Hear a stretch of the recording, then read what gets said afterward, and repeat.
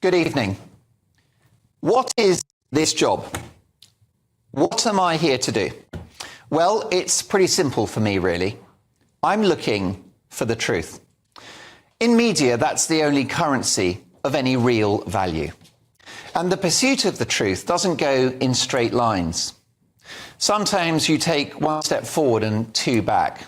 But we now inhabit a world where the truth will get you cancelled, and where narratives and ideology have replaced reality. For example, women now. Disagree with that? Shut up, bigot. We live in a world where the truth is twisted and warped to fulfill a political agenda.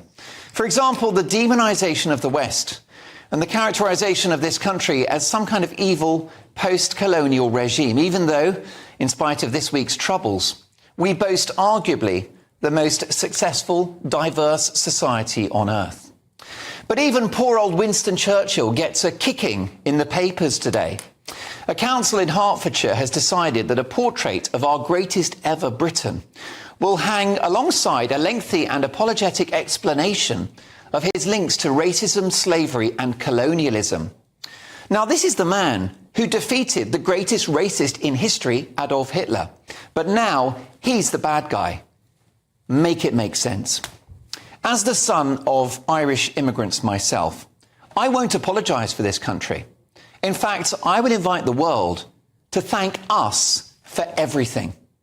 The rule of law, parliamentary democracy, free markets, the Industrial Revolution, the Commonwealth, a historic legacy of investment in some of the poorest and most deprived nations on earth.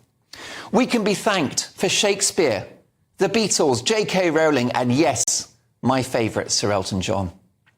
You can thank us for international diplomacy, entrepreneurialism, creativity and art, and the small matter of our expensive and bloody efforts to end slavery. And do you know something? You can thank us for Brexit too, which was one in the eye to the grim dystopian project of globalism. But this week, our country has been torn apart by civil disorder, which I condemn unreservedly. How dare violent racist thugs attack our cops and wreak havoc in Southport with an absurd assault on a mosque whilst a community mourns. But to move forward, we need a frank national conversation and we need the truth. So, from my analysis, what appears to have happened in the aftermath of the horrific murder of 3 little girls in Southport is a mixture of far-right fascists who simply hate foreigners and want to return to the 1950s, messaging each other to meet up on Telegram, possibly fueled by Russian disinformation and lies on social media. But you also have decent, ordinary people of all races, backgrounds and religions simply unhappy with a dangerously open borders policy, which is changing the country before their very eyes. Which takes me to Sir Keir Starmer's speech in the aftermath of the riots, predictably taking the path of least resistance by focusing his response on the far right, as though that were the only issue at play here. I would expect nothing less from a man I have always considered to be a shallow, preening opportunist. This is a man who takes the knee to the latest woke cause and is so predictable in his vacuous, empty pronouncements. He may actually be our first AI Prime Minister, a human manifestation of ChatGPT software gone wrong. We got a soundbite, didn't we? And a pink light show at number 10, which changes nothing, and a partisan blame game, which made anyone concerned about eye-watering levels of legal and illegal immigration feel like they'd been labelled far-right. From a man who rails against the forces of division, his statement itself was divisive and noticeably lacking in nuance, creating anger among normal folk worried about the arrival on our shores on a daily basis of people whose backgrounds we do not know. People trying to fathom the economic and social cost of accommodating these people in our previously stable society.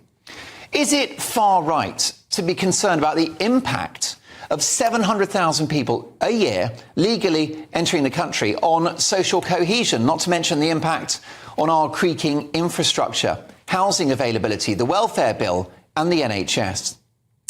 In politics, the greatest weapon is mockery, and thousands of normal people have been mocking Starmer for this far-right label.